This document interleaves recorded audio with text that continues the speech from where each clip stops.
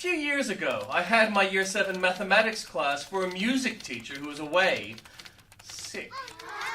They had completed their music work, and like so many playful and bored, begged a story. The mystery of Webster's curse was born that period. Later came the resolution of the curse due to Mitzi's heroism. Many thanks to PFB and AB for inspiration, and our MMB for encouragement. The mystery of Webster's curse.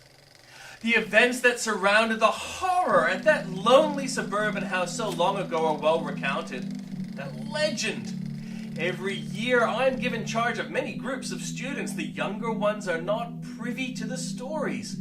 They want to know. The printed stories I will leave to my neighbors of that era, how a family moved into a haunted house and the oldest boy killed all of his family. Later, when questioned by police, he told of a voice that instructed him to kill. Or of the couple who bought the house on the cheap. They faced such horrors. I knew the house from before. When I was growing up, old Mrs. Webster lived there. There are old people and there are old people. Some people have this thing called dignity, and it has nothing to do with being dignified in company. Mrs. Webster had something else. She was old and possibly crippled, but she was athletic and energetic. She would wait by the side of her house each school morning. Any child unfortunate enough to pass within earshot would endure her curses and quips. Wise boys and girls knew to stay away. Naughty ones had to discover for themselves. Once, on the way to school, I strayed too close. She'd been calling me fat witch, simple justice, and an enthusiastic father led me to accept without question or deviation from my route. I trudged through ankle-deep snow.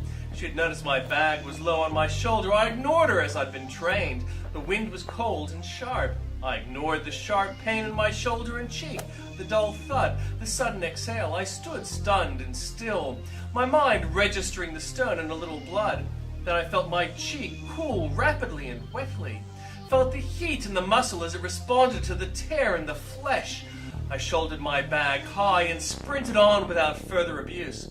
No one at school asked me about the injury, although my teacher didn't bat an eyelid when I asked to go to sick bay. Mrs. Webster brooked no visitors. The mailman never strayed closer than an arm's length to her box.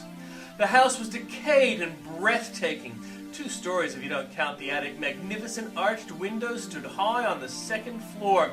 They could have been doors to a balcony if one was there. She would stare balefully through them on cold days. On cold evenings, her form could still be seen through these windows, watching the street. 2 mighty oaks stood guard either side of the stone path leading to the wooden steps in the front door. A rope dropped from the entry port ceiling had a leather pouch with a ball that could be used as a knocker, although nobody knew if it ever would. The kids at school argued that it was really the skull of a black cat, but no one knew what a cat would be doing there anyway.